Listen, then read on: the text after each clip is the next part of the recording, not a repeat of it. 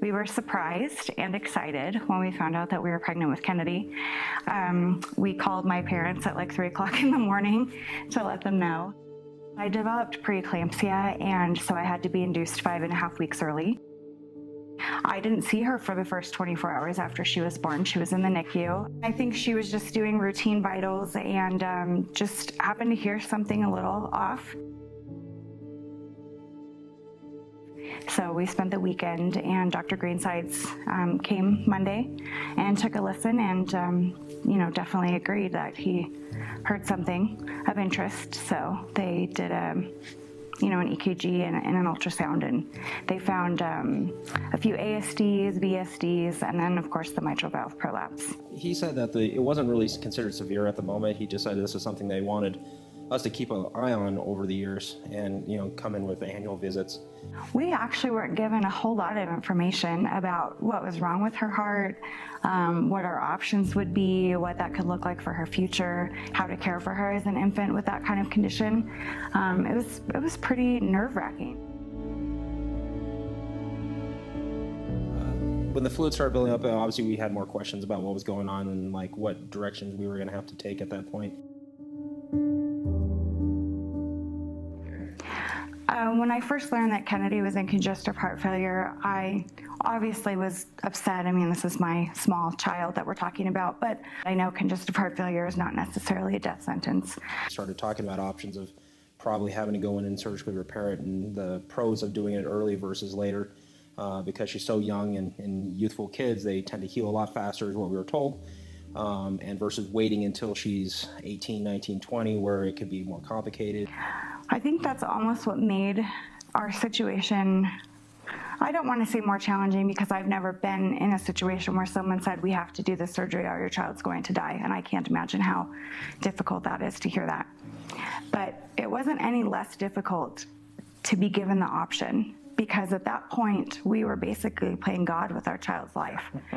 It became our responsibility, our decision to say whether or not we were going to perform this surgery, and for the doctors to tell us, we're going to turn your child's heart off, and we cannot guarantee you that we can turn it back on. If the odds are better while she's younger, let's do that, because I'd rather her have the youthfulness and the help being able to recover faster. That's when we decided to go ahead and to do things now versus wait till later. I just remember being really scared because everyone else was really scared around me, so I didn't really know how to react to it. So I just reacted like everyone else. But looking back on it now, I just realized how brave I was. I remember the night before, staying in the hotel, I had to prep her for the surgeries, and trying to not fall apart while I'm doing these things, knowing what's coming next, because I don't want to scare her. It was the longest day of my life.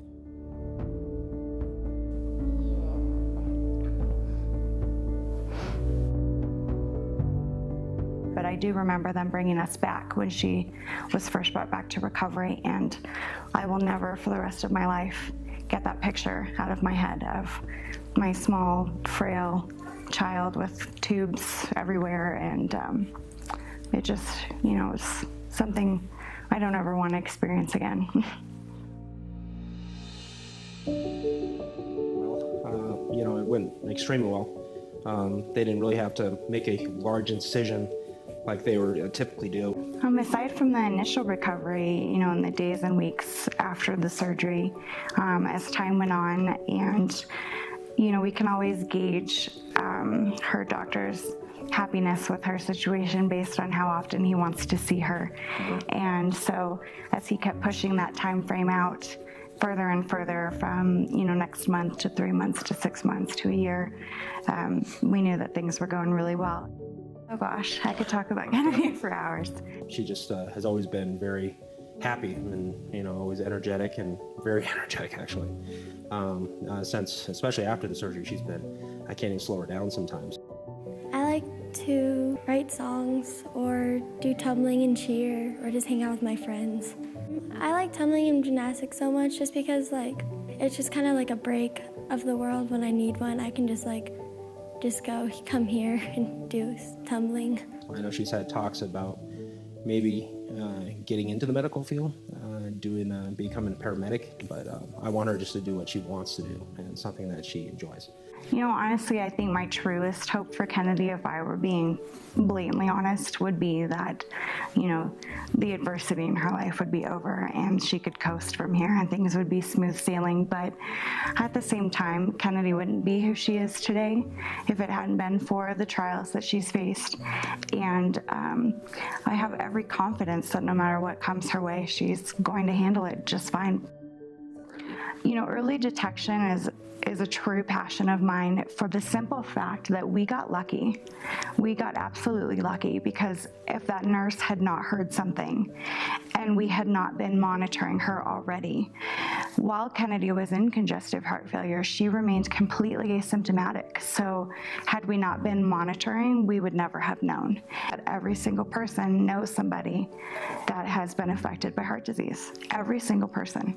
It's not a thing that people usually think about because it's not something that you can physically show when you have a heart problem. So like, for me, a lot of people don't know about it, but it like has a really big life impact. And just to donate the research can be really helpful to people like me. You know, the other reason I think that it's important is that a lot of people, when they think of heart disease or heart issues, they picture an old man. And we can't forget kids in that picture. In order for us to combat this problem as a whole, we need to reach all areas that are affected, all subsets of people who are affected by this.